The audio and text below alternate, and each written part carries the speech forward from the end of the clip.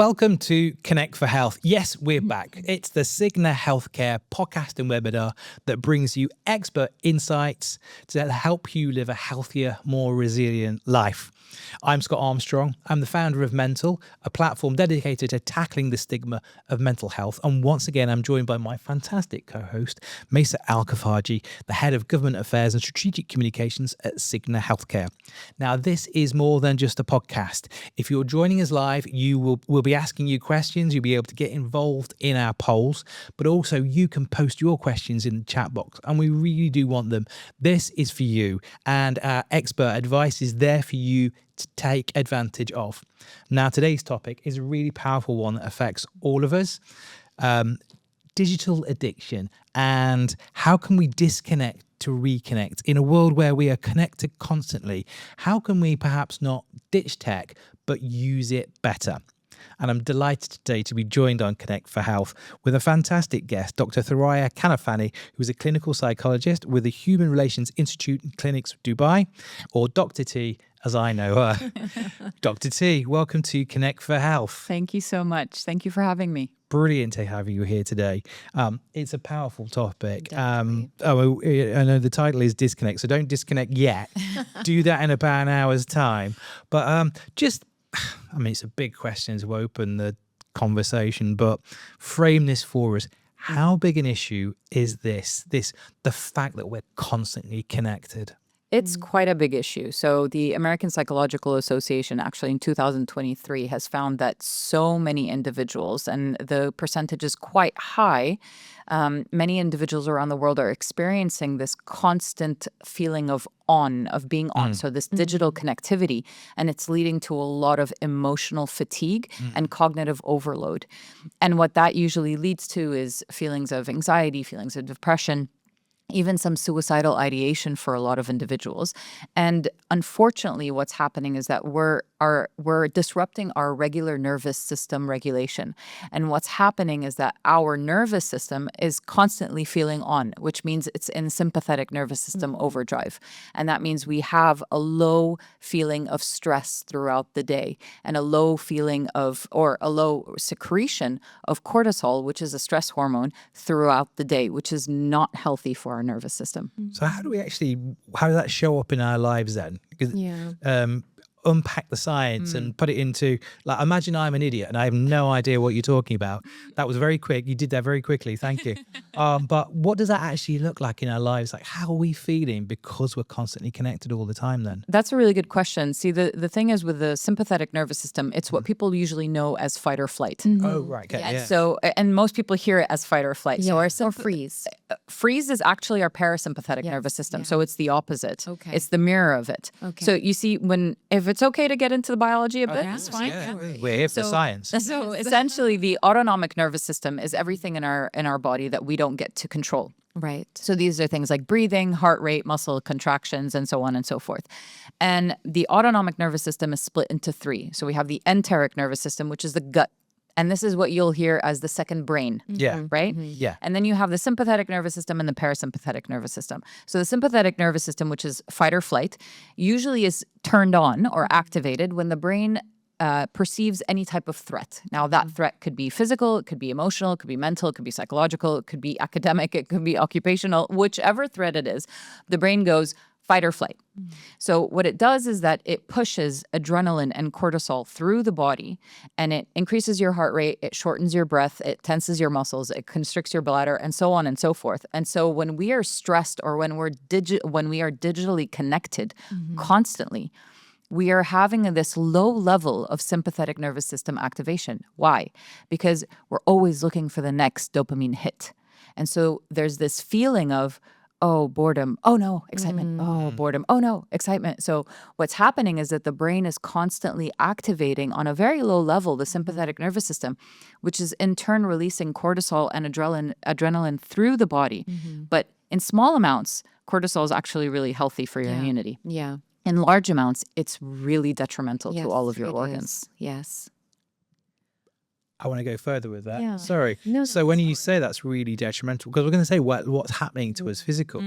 What is the physical? I mean, we talk about, and we know emotional things can affect. So we know that loneliness, which perhaps something we'll come on to as well with it, that need for connectivity is as bad for us as physically smoking 14 cigarettes. Right. What do we, I mean, how bad for us is actually this constant connection physically? What are the health implications for us? Oh, there's so much, so much, because unfortunately what happens is when you're on your digital device, be it a computer, be it a phone, or even when you're watching TV, you're not really paying attention, being mindful to your body. So you don't recognize when you're dehydrated. You don't recognize when you're hungry. Sometimes you don't even recognize how much you're eating. And so what ends up happening is that you're either malnourishing, like your body, or you're overfeeding it and feeding it usually the junk food stuff, because that feeds in a lot of sugar and it creates more and more dopamine hits. So the digital connectivity disconnects us from our body. So we feel fatigued, we feel emotional depletion, we feel cognitive overload. Sometimes when things are very stressful, either at work or online, or we're waiting for the next like, especially for individuals who do a lot of their business online, what ends up happening is that the stress of waiting for the next like, waiting for the next engagement, whichever it is, it actually creates more and more cortisol, or produces more and more cortisol in the body, which inflames a lot of your organs, because cortisol is an inflammatory hormone. Okay. So in large amounts, it creates a lot of discomfort. That's where IBS actually comes from. IBS comes from increase of stress in the body. And also the sleep, the disconnection when it comes to kind of your sleeping cycles, and the fact that you're constantly alert, and it's like very much a vicious cycle. So you're awake, you go back to being online because you feel that that's a distraction. You'll eventually go back to sleep. Right. I wanted to actually touch upon the parasympathetic from one point that I wanted to get a little bit of clarity on. So with a lot of the doom scrolling, with a lot of the content that you can see out there, there is an eventual sense of numbing. Right. And you feel a paralysis that you no longer want to get up and do anything. You want to just curl inwards. You want to stay in bed. You don't want to venture out. You don't want to socialize. So you're also kind of disconnected. Can you explain the science behind that, especially when it is related to digital exposure and perhaps also digital overload? Sure. Yeah. So when we are in overactive sympathetic nervous system, so we're stressed throughout the day, we're doing a lot throughout the day, and that doesn't necessarily have to be connected to a digital world. It just could be just in life. Yeah. We are in the sympathetic nervous system overactivation, right? Unfortunately, at one point, the body goes, okay, I'm tapping out. This is too much for me. And it shuts down. Right. And then it goes into overactive parasympathetic nervous system. This is where we experience freeze. We experience things like numbness, disconnection, dissociation, fatigue, lethargy, depression. Why? Because your body's nervous system is so overactive throughout the day that at one point it just drops and it goes, I'm done. And that's where doom scrolling comes in. Right. And you'll notice the pattern that people engage in. It's usually they're so stressed at work or during the day. By the time they get home, their body goes, nope, bye-bye. Can't do it anymore. Exactly. So they doom scroll. They just it's not even mindful. It's not like I'm actually looking at something and absorbing anything. Yeah. You're It's not just- consuming, you're just headline to headline to headline. Exactly. It's just whatever. It's happening. And sometimes if you ask a person, what were you watching? I don't know. I don't remember. That's the thing that I wanted to also kind of ask. In your clinic, are people presenting themselves because they're aware, or do you sometimes break it down and identify that, perhaps it is the fact that they're kind of like constantly overloading or being overstimulated, whether it's in their work environment, whether it's being constantly online? What does that look like when on a day-to-day basis, when you have, like your clients, your presenting patients, and how often do you see it as well in this day and age? I would say on a daily basis. Wow. On a daily basis. And my clients, some of them are quite aware, they can tell. Yeah. And then other clients, because interestingly enough, we don't really educate people about the autonomic nervous system. we talk to people about biology when we're in high school, but nobody's listening in high school. Yeah. By the time you get to being an adult and you're actually experiencing these things in the body, we don't really know what's going on unless someone teaches us, right? What's happening to the body. And when I educate my clients about about the autonomic nervous system, they get shocked. They're like, "Oh my God, this is me. Oh, wow. This is me on a daily basis." Yeah. And then when I bring in the gut region, so the enteric nervous system, and I show them how it affects and is affected by the sympathetic and the parasympathetic, they're just so stunned. They're like, this is what I go through on a daily basis. And I say, yeah, because this is, whether you like it or not, the body is going to react. Yes. When you were describing what was happening in that, when the body starting just goes no more, I mean, many of the symptoms you describe actually just sounded very, very similar to some of the symptoms of proper burnout. Is it kind of like just a mini, or is it what's that connection there? Well, when you think of burnout, Yeah. it's when the nervous system experiences what we call hyperarousal, so overactive sympathetic nervous system, and hypoarousal, overactive parasympathetic nervous system, so much without any breaks. Yeah. Wow. So we are looking for people to what we call increase their window of tolerance. And their window of tolerance is not how much you can tolerate life. It's your body's ability to tolerate the ups and downs of life, Okay. because the ups and downs are going to happen. Right. It's just a matter of how much can your body handle that. And that's affected by a lot of things. It's affected by childhood trauma. It's affected by experiences. It's affected by your parents' coping strategies and defense mechanisms. So there's so many things that will influence that, the stress in your life and so on and so forth. However, when we help people increase their window of tolerance, they're able to minimize the effect burnout has on their body. So just to take that question one step further, when we are pushing ourselves into this space on a daily basis, being always connected, let's not call it mini burnout because it's probably wildly technically, clinically inaccurate, but are we opening a window on all of that, those more negative things that, if we've got that stress, if we've got that trauma, if we've got that, is it a gateway in some ways? Are we putting ourselves into a dangerous position where we're actually exposing ourselves to more issues, deeper issues? Like, how often do you see it from a clinical perspective, that contribute to somebody's depression or to someone's anxiety or to... Oh, significantly, for sure. Because an overactive sympathetic nervous system is where anxiety lives. It's also where irritability lives, where agitation lives, where anger lives.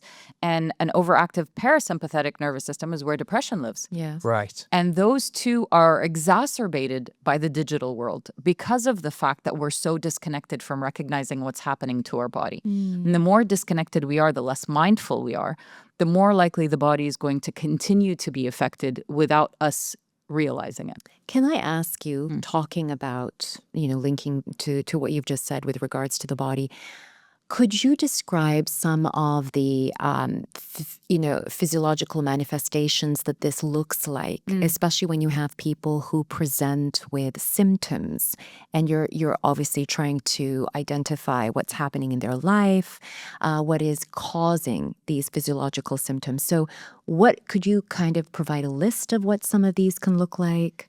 So symptoms could be, let's say, an increase or decrease of appetite. Okay. So for a lot of individuals who are in either sympathetic nervous system, or when they're in sympathetic nervous system overdrive, they'll experience less appetite. Okay. In overactive parasympathetic, it's an increase in appetite. Okay. Then there's lethargy. Then there's mental fog, like brain fog, right? Yes. And then you have, difficulties in sleeping, extreme irritability. You have attention difficulties as well.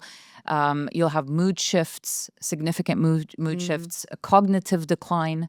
So all of the memory shifts, all of these are the symptoms that you'll probably notice when someone is experiencing the oscillation of overactive sympathetic and overactive parasympathetic nervous systems. I have another question, and it was whilst you were talking and describing, with regards to in this day and age, because of the whole digital connection, there's also, and I'm not, saying that people are not truly suffering, but then there's a lot of talk about the link with attention deficit disorder and digital usage and exposure. Could you perhaps expand a little bit? Sure. It's actually one of my pet peeves when I talk to people about ADHD and ADD is because it's so overused. Yes. Anybody who has any type of attention difficulty or is easily distracted automatically says, oh, I have ADD or I have ADHD. That's not how that works. It's really a cluster of symptoms.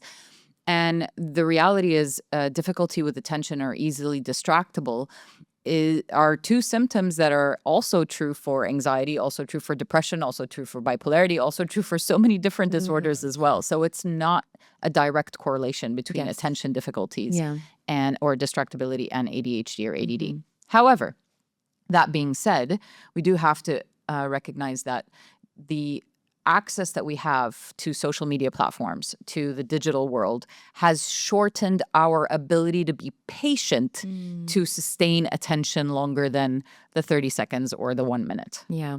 I read somewhere that actually our attention is now worse than a goldfish. Wow. Well, I don't know if it would be worse than a goldfish, but it would definitely be worse than before. So yeah, I obviously didn't read any further. I just scrolled past it, but I read that.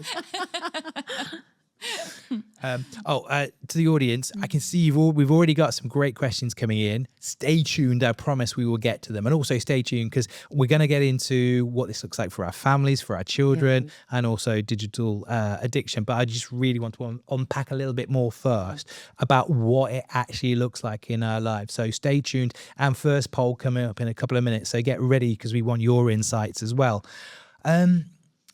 When you see patients coming into your clinic, then what are the most common things you're seeing, within those patients? And I'm going to ask, and I always add an extra question: what is the worst thing out there for us right now? I mean, is it social media? Is it WhatsApp? I've got to mention WhatsApp because we're going to talk about always on and always being connected. I think WhatsApp's got to be one of the most convenient / worst things that's ever happened to the human race. Well, I don't know if any of the social media or technologically provided Tools. instruments, are really the devil themselves. I think it's how we're using them. So do you remember during COVID time, having platforms like Zoom or otherwise, they were lifesavers, Yes. right? For a lot of people to stay connected. And even places like social media platforms like Instagram Live and things like that kept people connected. So I think when used correctly, a lot of these platforms can be so beneficial. But unfortunately, what's happening is that we're using them as emotional, not filters, but it's almost being used as a way to numb our emotions. Right. And that's where a lot of these platforms are going wrong because they're also encouraging it. I was about to say, and I've often had this conversation, particularly when we come to our children and how they engage with social media, but also kind of almost in defense of parents, because sometimes as a parent, we feel like, are we doing enough to shield them? There is some responsibility. There is responsibility to us as parents and individuals about how we do. And there's so much that we can do. But I mean, like we were talking before we came on, like I deleted Facebook and tried to take a step back, but it's very, very difficult to resist that lure. There's something about the algorithms that are dragging us back in, dragging our kids back on and on and on. Yeah. So how much of it is, our fault, our responsibility, but is there things that we need to be aware of from the tool side that you're aware of, almost from an algorithmic perspective? For sure. I mean, unfortunately, a lot of these platforms, they work on what we call intermittent reinforcement, which is actually a behavioral therapy technique in order to, and it's what, unfortunately, casinos use for gambling addictions, right? Yeah. So they are created in a way to entice people to come back over and over and over again. So I'm not taking responsibility away from these platforms. However, that being said, I think there's a lot of responsibility that parents are not taking on how they introduce tech into their child's life. We cannot remove it. That's no longer ever going to be a situation that happens anymore, because even schools are now using. I was just about to say, it's almost like forced upon. Exactly. So you can't run away from it. Yeah, It's tricky. I mean, I know my wife is very, very anti, and my daughter's 9, nearly 10. Your daughter will be the same, where we have to bring in a device. They have to have an iPad. So they're being introduced to digital tools already. Yes. And my wife is very, very anti it. Yeah. I'm somewhere in the middle where, there needs to be some level of digital literacy, but then when does that need to happen? And we see there are studies around the earlier the children get a smartphone, so thus are then connected to the World Wide Web, the greater the mental health issues they struggle with in later life. Right. But before we get to the first poll, can we talk a little bit about that? Because it's that difficult balance between technological literacy, which one requires to function in today's society, Right. versus the harms that our children could face. For sure. I would say, hands down, before the age of 5, a child should not have any type of device. Yes. In their existence. Yeah. That is hands down without argument. Right? Because there's so much development that's happening in the brain at that time that it will stunt its development in the right way. And I don't think parents are told that at all. I don't know. I mean, and you'll see a lot of kids that will With have their iPads, iPads yes. while they're eating. Yes. And I'll hear parents say things to me that he won't or she won't eat unless they have an iPad. Right. I'm like, but that's the problem. Yes. Because the basic human need to eat is now being stunted by a technological piece of equipment that was never there to begin with. So our instinct is now being overridden or overrode. Overridden. Overridden. Overridden. Let's settle on overridden. I think that's right. I think that's the one. Yeah. Anyway. It is being overridden. Yes, it's being overridden. Answers on a postcard. Yeah. Oh, no, we don't do postcards anymore. I'm a Gen X. I'm not a boomer. So I think what's happening now is that we're forgetting that as parents, we have to model the behavior first and foremost. Yeah. And then we have to be a bit of the tough person at home and be like, I'm sorry, I don't care if your friends and your friends and their families are allowing you or them to have these devices past X amount or Y amount. You can't. Technological hygiene is really important when it comes to digital detoxes and digital hygiene. or just basic things like no phones at the table an hour before you go to bed. Just really, really basic things. And if you, as a parent, can monitor that, then the usage won't be so unhealthy. Yeah. So I want to circle back to that in a moment. First time for our first poll of the day. And in a moment, you guys will see the questions appear. Now, if you want to see them a little bit better, if you see the little symbol on the top left, I think it is with the 4 arrows, that will maximize your screen, which will enable you to see the questions just a little bit better.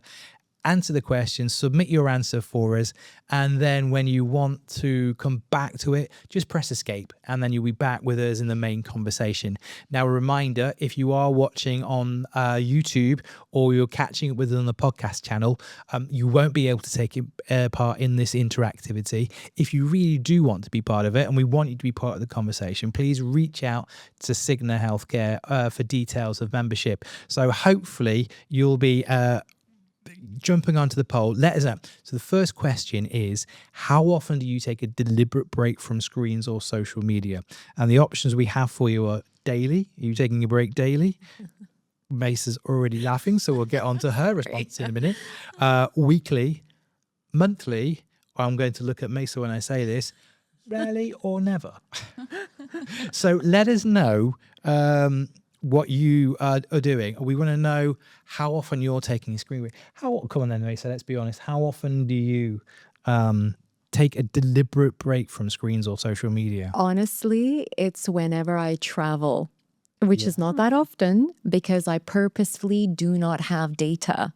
I don't buy the data roaming packages. I try to not, when I go to places, I do not connect to their Wi-Fi unless I'm actually in the hotel room. So the most recent journey, like the trip that we took, I would be offline for the most part of the day, except for the last hour or so just before bedtime. But Beautiful. I need to do that more often. Yeah. Because as I said, I like literally only travel once or twice. I must admit, it was the one thing I always used to love about when you get on that flight as well. Right. It's very, very, even though Emirates now let you connect to WhatsApp and Wi-Fi for free, which is like, it used to be they're quite nice to be able to switch off. I'm going to go physician, heal thyself as well. Yeah. What would your answer to that be, Dr. T? Well, I'm actually pretty good, but I wouldn't say it's deliberate. So Okay. the reality is when I'm in session with clients, I'm not on my phone. Okay, right. And because I'm in session with clients quite often, Yeah.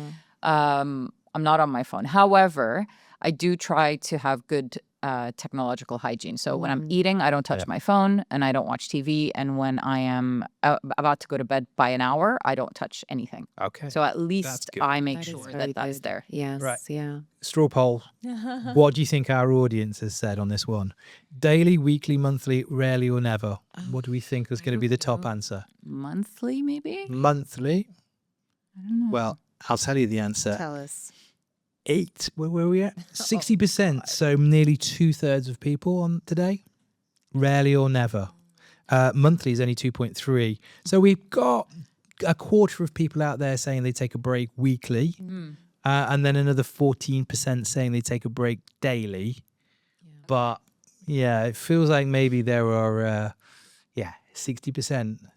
I think 60%, Mesa can relate to you. Yeah. Finger pointing now. Let's, it was a question that came in for the audience, and it's a really nice segue into, we were talking about families, which was, and thank you for the question, how can families manage screen time together? So let's just talk about some strategies, but also the issue within families right now, because I do feel for parents. Like at the same time, Yeah. I do feel somewhat hypocritical as well because I work from home, and particularly during the summer holidays, which is very difficult. I'm on my phone for work purposes, Right. mostly. Yeah. But then you're trying to tell your daughter, oh no, it's time for a screen break. Yeah. How do you get? And a lot of parents are in that same position where it's like, how do you tell parents that you've got to ditch your device too? Yeah. Otherwise, they're going to feel this is unfair. I think start small. Yeah. That's true. So meal times, there's absolutely no need. I mean, really, unless you are a trauma surgeon, Right. there is no need to answer your phone during meal times. Okay. Nothing is urgent or an emergency at that moment. Mm. And then before sleep, modeling behaviors where you're charging your phone outside of the bedroom. So everybody has like a place in the house where Right. all phones are being charged. Yeah. And that helps with not being on your phone before going to bed or while in bed. So Okay. baby things. It doesn't have to be something erratic or extreme, but just small things allow for more connectivity between the family members, but also better hygiene with technology. I find that very challenging with teenagers. So it's a little bit, I feel, applicable or easier to apply when they're younger. But with the teenagers, for example, I will try to, I think I've mentioned it in one of my earlier discussions here, where I just say, right, iPad being connected, we're now going to have a good 45 minutes to an hour of just pillow talk time. And that would be the wind down with my daughter and I. My son, on the other hand, he'll be somewhere downstairs and he will still be watching TV whilst holding his device. Right. And, I'll be the nagging mother and I'll be telling him, shouldn't you be going to bed now? Shouldn't you be disconnecting? And sure enough, he'll be taking that device upstairs into his room.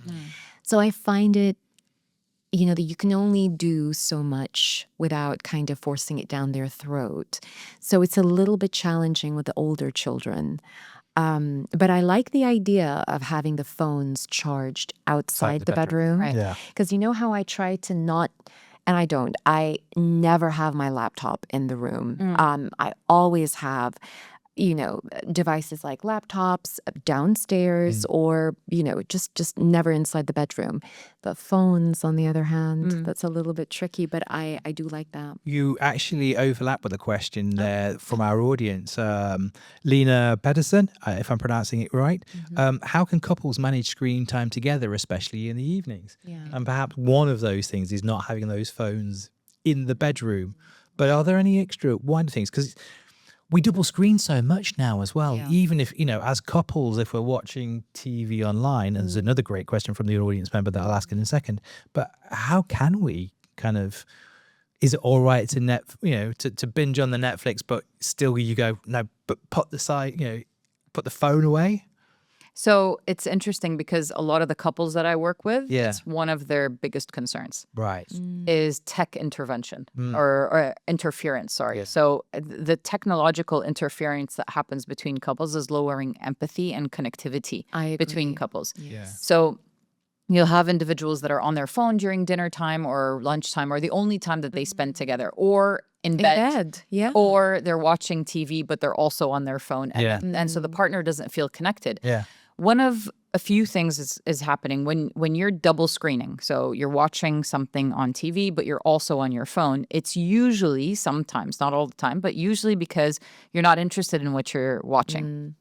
And that's because you said yes to watching something that your partner has asked to watch, but you don't actually want to watch, which is not helpful anyways. Slightly empathetic there, though. Not really, because the reality is that both of you probably work very hard in different ways or maybe in the same way. Yeah. So either both of you have a job or one of you is staying at home taking care of the kids while the other one is at whatever it is, everybody's working hard. Yeah. So by the time you come home, you want to connect. And so if one person wants to watch something and the other person doesn't, you're not connecting. Right. This is a Bridgerton versus Star Wars conversation around the house all the time.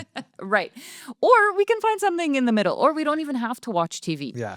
We can play a board game. We can do a puzzle. We can make a Lego set. It doesn't matter what you do. It's just about finding something that you can share. Yeah. So although some partners, and I'm going to say women just because it's true, but a lot of women tend to think, oh, he's so sweet. He's letting me watch what I like. No, he's not. He's disconnecting. It's like giving a child an iPad. Right. Yeah. So you don't want to do that. You want to find something that both of you are going to be interested in so that you can feel a sense of connection with your partner. And so this technological interference is really high in a lot of the couples that we work with. Okay. I'm gonna stay with TV as well, only purely because, again, and I want to prioritize the audience's questions. Yes. Drew Bin has raised a question, and this is coming back to our children as well. How about the uses of TV before the age of 5? Does that have the same effect as an iPad or a phone? So yes and no. Yes and no. Yes. Some of the content's going to be The similar. content, yes. However, it's also about how close the technology is. Yes. Right? Because remember, blue light delays melatonin production, which affects the onset of sleep and affects how deeply you sleep. Yes. That's very important for children, Right. Because they're extremely affected by. And I know a lot of technologies say, "Oh, we've put this screen that you don't get." But no, everyone gets blue light regardless. Yeah. So when you're watching TV, it's quite far away. And the younger you are, you're not actually seeing the images. You're kind of like seeing blurs in the beginning at a very, very young age in infancy. And so essentially what usually happens with TV is that little children get bored. Yeah. So they'll have it in the background almost like white noise. Yes. But they won't really pay attention to it. But when it's so close to them and it's tangible, it's something that they can hold on to, it becomes the thing that they go to. And it creates a neural connection. Because remember, when we're born, we have over a trillion neurons. And we build a lot of neural pathways. But as we get older, our neurons and our neural pathways that are not being used, they get pruned, right? So they actually start to become deleted, if you will. You know how they say if you don't use it, you lose it? That's very true. For neurons, it's very true. And so what ends up happening is when the association between food, iPad, or mom and dad in the room, TV, nannies in the room, iPad, this association starts to, the more it is repeated, the stronger the neural pathway is. And so what ends up happening is when a child gets to food they have to have the iPad. Yeah. Right. With TV, it's a little bit different because it's not so tangible. It's not so interactive. You can't sit and play with it and you know, things change. Yeah. And so TV's kind of like, it's in the background, it's there. Right. So it's not so engaging, especially for too long. Right. So it is bad if it's on all the time. Yeah. At the same time, though, it's kids become easily bored with watching TV for a very long time because it doesn't have that interactive interface. Oh, could you imagine trying to turn around to our parents and going, look, TV's the good guy these days compared to the books. You know, I mean, I do feel that it's also how, you know, like how you've, what was regarded as the norm. So growing up in the household that I was in, it was a case of you sat at the table and there was, you know, whether it was the table, whether it was the ground, there was just no TV. But I've seen in other households, it's not so much the case. There were still communal gatherings, but there was always a TV set in the background. And unfortunately, like, for example, my son flew in today, and the first thing that he did was he had his breakfast, but he had to have his YouTube on. You know, he had to. One thing I also wanted to say was the number of times I've seen parents who, because their child and, you know, they're out and about, they're throwing a tantrum, so they'll just give them the phone, Right. you know, if they haven't got the hand, the iPad to hand. And a very dear friend of mine, and I know that she is in an awkward position because her child is on the spectrum, and sometimes she doesn't want to draw attention. And, you know, she'll just give him the phone. But then other times when I'm trying to get through to her, she'll say, "Oh, I'm so sorry. He had the phone, so I didn't know that you were calling." And that's when I'm like, surely somebody must be, you know, giving you these nuggets of information that it's coming from a place of love.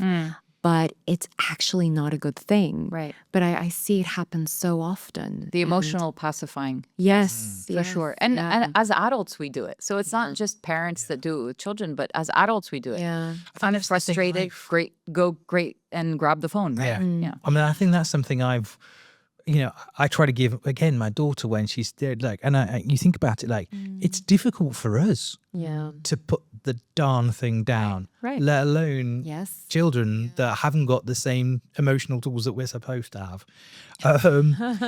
There's a great question come in, and I wanted to ask it for Omar because I think he's asking for kind of help here as well, which is, and it comes back to something we were talking about earlier, is that what is the thing we can do to stop social media and short vids addiction for someone who used to read books and now has no tolerance even to read a short article? Right. Yeah. How can we, I mean, we've been rewired. How can we Unlearn. unlearn? Yes. And that's very possible. It's a great question because really, No, it thank can you, Omar. Thank you for sharing that. Yeah. Because in the same way we condition ourselves to engage in certain behaviors, we can recondition and uncondition ourselves into learning different behavior, right? The first thing that you want to do is, well, I'm trying to debate which one is better. To be honest, for some of my clients, we do this, but it's tough when you, let's say, live alone. Okay. My clients will come in and they'll say, put a passcode and a time limit on my phone. So I'll have the passcode and they won't. Because unfortunately, with some apps, what will happen is that you can snooze or you can put in the passcode and then just continue, which is kind of pointless. So when you're working through the addiction of being on your phone, you have to give somebody else the passcode. Okay. So they put it in so that really once the timer hits that, okay, you've been using this for 30 minutes now or an hour now, Yeah. that's it. It shuts down. That one's tough. My son Right. used to do that because you know how like on Apple devices or most of it, you have the screen time. So they would kind of bully her to the point where she'd actually cry when they just check her screen time. And then I think they set a passcode and I was like, listen, I'm still the mother here.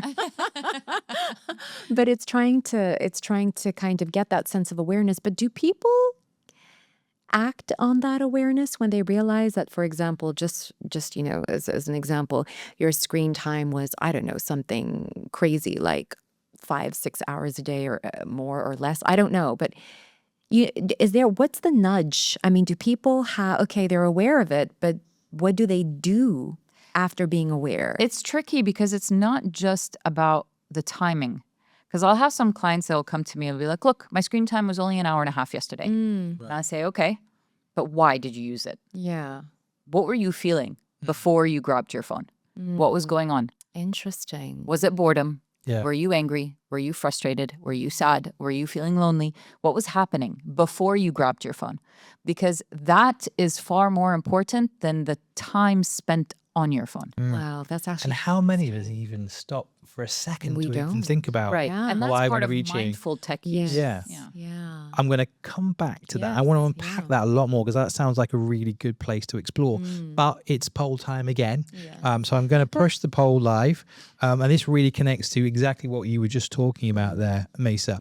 And again, remember, if you want to see the questions a little bit bigger, just expand using that little icon with the 4 arrows. Once you've answered the question, come back to us. Just hit escape and you'll be back with us. And I've got to give you the reminder, if you are watching on YouTube or you're following on the podcast, and this is on the catch-up episode, you can't get involved in our interactivity. But if you want to, because it's brilliant fun, and you see all the questions that our audience have been asking today, reach out to Cigna Healthcare for details of membership. So hopefully now you will be able to see the questions on your screen. Do you feel your children or family members spend too much time on devices? And the options we have got to be yes, sometimes, no, or not applicable. Well, it would be interesting to know what household that's not applicable in these days. Again, I mean, I know my wife would say yes all the time. Yeah. In your household, I- children, like I family said, members? Yes, all the time. I mean, even if I go to, say, my family, my mother, who is like, a tech phobe, has now managed to access the apps that she feels serves her, well. And they're usually like the Shahidnet apps or stuff like that. So, But it's an interesting, actually. I mean, we were just talking about then, and once we reveal the results here, we can kind of come back into it. But actually, when we're now talking about screen time, you're actually introducing the fact that it's not necessarily about screen time. Like I might be working, so so that's why screen time's up. It's the why as opposed to the almost the how much of something. Let's just see if we've got some results in yes.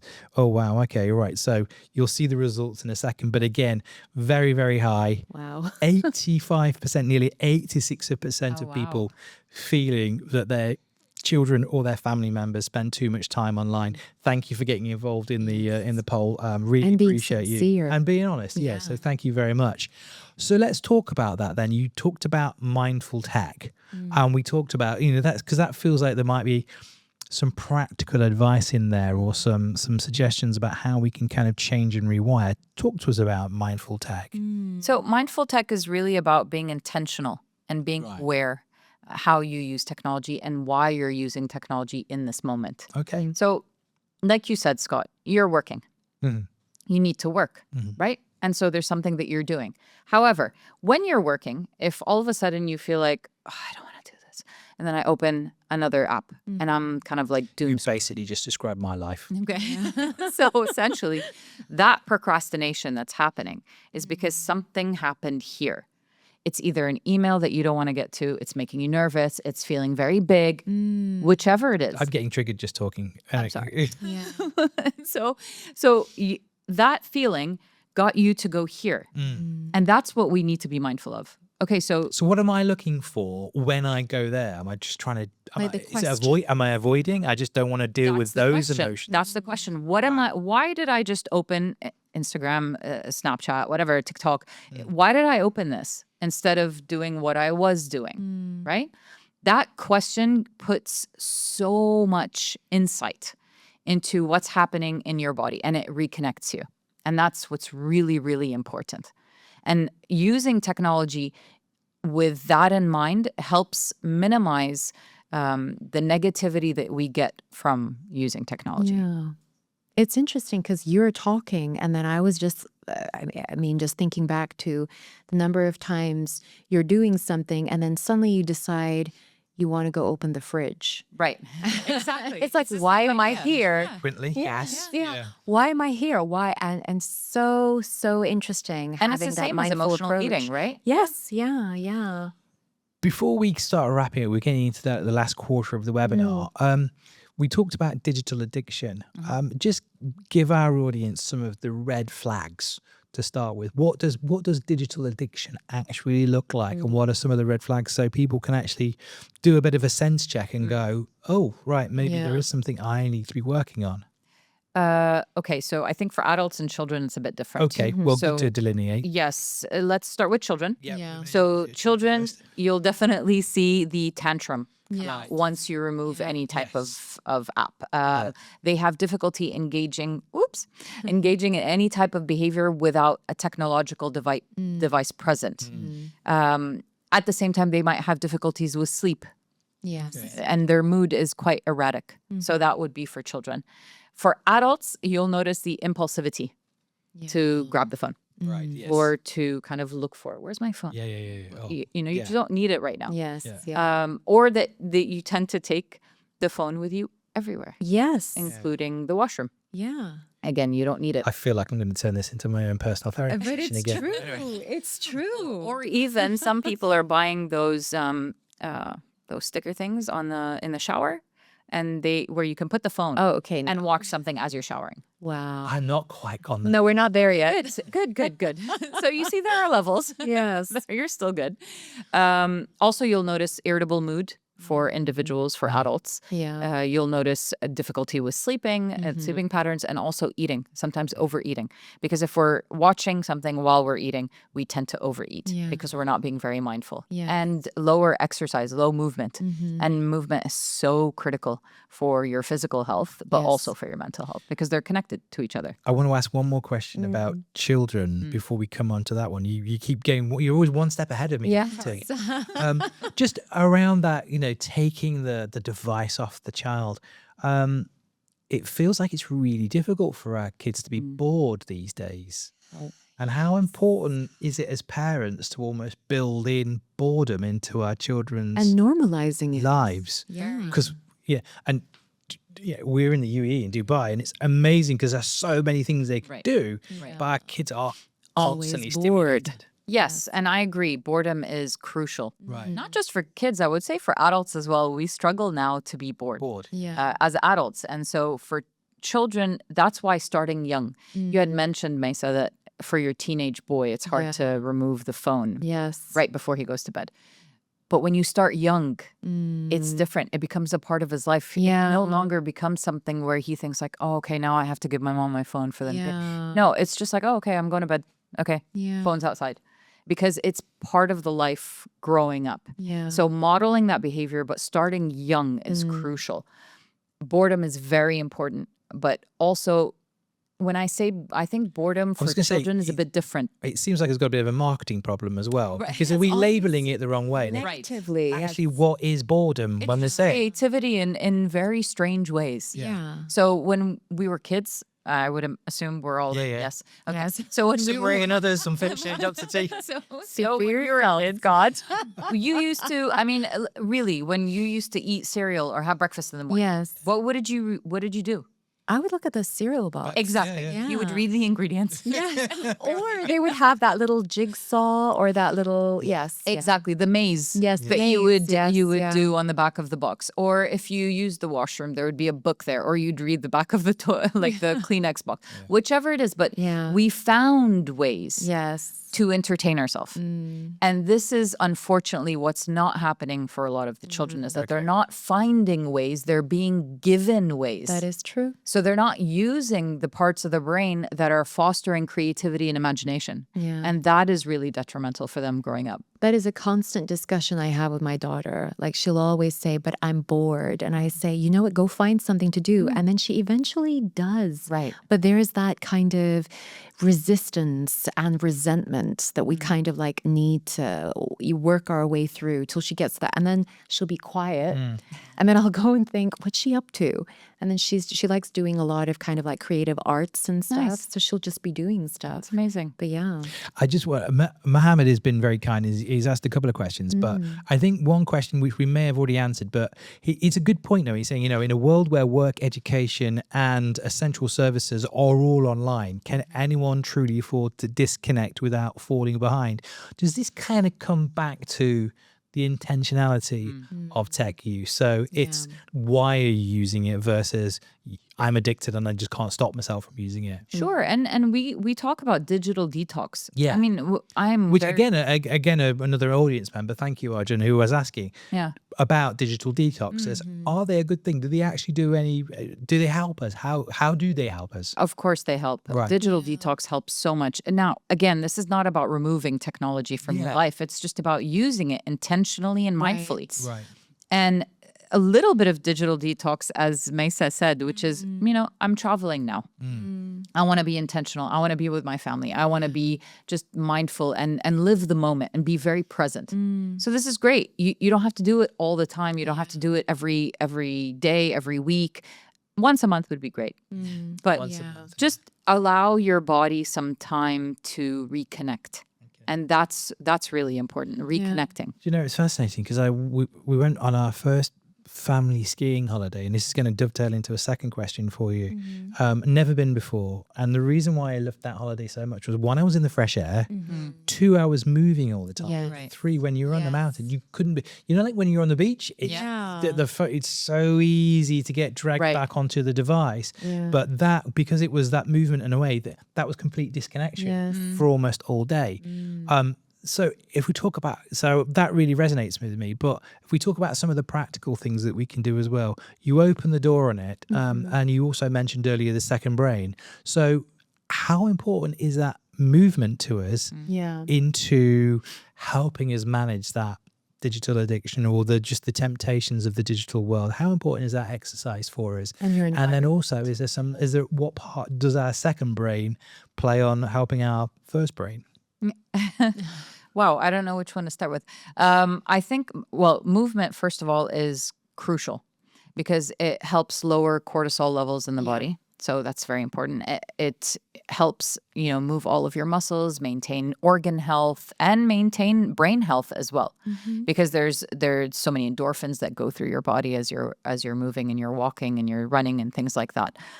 Unfortunately, what you'll notice, and I'm sure you've seen this when you go, if you've ever been to any gym in the world, you go there, you see someone on the treadmill. What are they doing? Watching TV. They're either watching TV or they're on their phone listening to music. Yes. Right?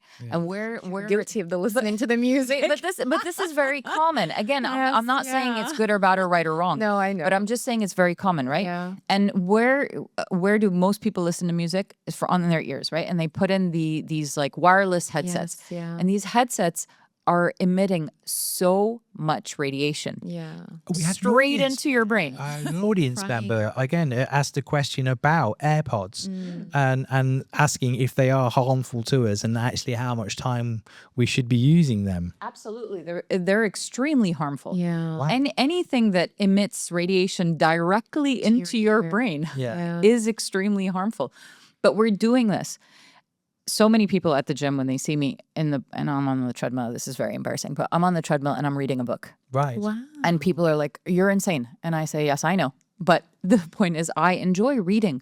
I love reading. And the reason why I'm trying to get away from technology is because I'm connected a lot, because I also have a lot of clients that have my business WhatsApp number, and I work with suicidal clients. So I am on my phone most of the day when I'm not in session.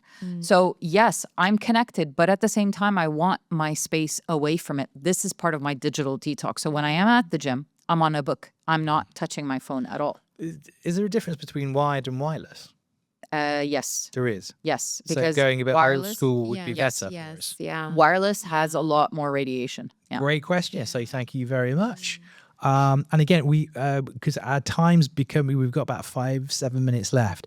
Richard asked a couple of questions. Richard, again, thank you for the questions. In fact, thank you everyone for your questions today. You've been so involved today, and I knew this was going to be a really Very interesting, interactive, interactive conversation. But he asked, and they were almost related. One, is there a good book that we should be reading around this to help educate ourselves around digital addiction? Or secondly, is there a list, or perhaps you could list it for him, of recommended technology hygiene practices? So that's probably wrapping up many of the insights that you've already shared with us today. Yeah. Okay. So books that I can recommend on digital detox, I think there's one called Digital Detox. I'm not exactly sure, but I don't remember the name of the author. There's a great book talking about the autonomic nervous system and what happens to the body. It's called Widen the Window. That one is a great book. I'm so bad with names. Names you are look not my at- thing. It's the contents that matter. The author's name escapes me, but I was exposed to a really good book for our children, The Anxious Generation. Yes. So that really gets into the technology and social media and that sort of thing. So there's one. Okay, so let's go say top five in Dr. T's list of Not to-dos. not to do's. Okay. Remove screens from meals. Baby step working towards at least an hour before sleep, no screens. So you can start off with 5 minutes and then go to 10 minutes and then 15 until you get to about an hour. Okay. Do your best to give yourself at least 20 minutes a day to check in with your body, which basically means I'm not talking about anything digital. I'm just talking about sit, explore. How are my feet feeling? How are my calves? How are my thighs? How's my stomach? How's my back? How's my neck? How's my shoulder? Like everything. Just reconnect to your body. Another thing is make sure that you're moving. Exercise as much as you can. This doesn't have to be on a daily basis, and it doesn't have to be at the gym. 20 minutes of jumping, dancing, whatever it is. Anything that moves your heart rate or increases your heart rate. And finally, eat healthy. Because when we focus, and can I add one more? Yeah. Sleep, yes. sleep, good hygiene. Sleep hygiene is so important because if you establish a very strong foundation for your body, even if you're online more than you want to be, it's okay because your body's got your back. Right. But when your body is affected significantly by lack of sleep, lack of movement, lack of proper connection to the body as well as eating, then it becomes very hard to regenerate, to restore itself when necessary because you are on devices for so long. So just make sure you have that foundation and limit your use to only when necessary, as well as sometimes enjoying it as, like through Instagrams or TikTok or things like that. But definitely focus on the 4 areas of your health. So food, sleep, exercise, and breathing and meditation, as well as keep it away from you for an hour before you go to bed and during mealtimes. We talked about the second brain. Yeah. So, and you talked about eating. Is there anything that we should be eating? Like, this is advice that is repeated, but in terms of brain foods, because we do hear it. Yes. Oh, yes. sort of- Yeah. In terms of brain health, what can our second brain do for our first brain? Oh my God, everything. The second brain is crucial because Yes. the gut region produces over 50% of your dopamine, over 80% of your serotonin, 100% of your GABA and your oxytocin. So without good gut health, you cannot have good functioning. Yeah. So the foods to avoid, let's say, a lot of caffeinated substances. So minimize it to once a day. Processed sugars. Processed sugar, eliminate completely if possible. And if not, just limit it as much as possible. A lot of vegetables, fish, especially salmon, fatty fish, meat, protein, a lot of protein, a lot of water. So I would say those would be the top things that I can think What about supplements? Because you know how everyone's going on about your gut biome, Right. And whether it's kind of fermented Probiotics. foods. Yeah. You need to be very careful with supplements because depending Yeah. on your medical condition, it could really hurt or help. So it's always best to consult a medical professional yeah. before taking any supplements and Okay. ask them. But the ones that are usually the safest to take that are great for you are things like omega-3 fish oil. Yes. Okay. That's really helpful. Ashwagandha is great if you tend to feel a lot of stress, but do not take it if you're breastfeeding or pregnant or looking to get pregnant. Okay, so I can go for ashwagandha. Yes, you can go for ashwagandha. Yeah. And well, unless you and your wife are looking to get pregnant. No, that ship has sailed. Okay. She's told me, yes. Well, yes, so you can't do ashwagandha, but don't take it for longer than 3 months. I think she might start giving me ashwagandha. Anyway, I want to sneak a quick question in because it also came, it's so prevalent to our lives. And you mentioned that. Saeed asked how to tackle caffeine addiction because We're a coffee culture. We do live in a coffee culture. Right. So it's Yes. kind of, here it's quite a an interesting thing. So, think I mean, I know. wide everywhere you go. Yeah. I was looking for that. So any tips around that? If that's going to play into our sleep and that's going to also make us feel on edge and all that kind of thing. So perhaps- most people don't like me for saying this. Go on then. Go after you have your 1 cup of amazing coffee. 1 cup. Yes. Okay. Yes. Go for That seems- decaf. Yeah, that's what I do. Yes. I have Just decaf. tea and Go for coffee. decaf. Yes, because not a lot of people like tea. Yeah. So go for decaf. If you like tea, then switch to tea. Now I know a lot of people, they love their 2 cups of coffee, maybe an espresso after lunch or something like that. However, if you can at least keep it to maximum 2 cups of coffee a day and nothing post 5 p.m., Yeah. then you're on the right track. Yes. Yeah. I feel like at least Connect for Health has, when we say mindful tech, I think today's been very, very educational. Very much so. yeah. I hope that you guys out there have enjoyed this conversation as much as I have. Sadly, our time I know. has come to a close. I could keep this conversation going on forever, but then we would be always on connecting. But thank you very much for all of your questions. Thank you for being so engaged in today's conversation. When the webinar comes to a close, you will be asked to give us some feedback. So please do. That helps us continue to shape these conversations for you, help us help you. And also go back and go onto our YouTube channel, the Cigna Healthcare. All the previous conversations are there. We've got from mobility, we've got children's mental health, we've got summer heat. There's some really fascinating insights there. So go check out those episodes. But from myself, Dr. T, thank you so much for joining us on Connect for Health today. Fantastic conversation. Fantastic. Yes. And like Scott said, we, can carry on talking and talking and talking. On that note, thank you. We'll see you again next month.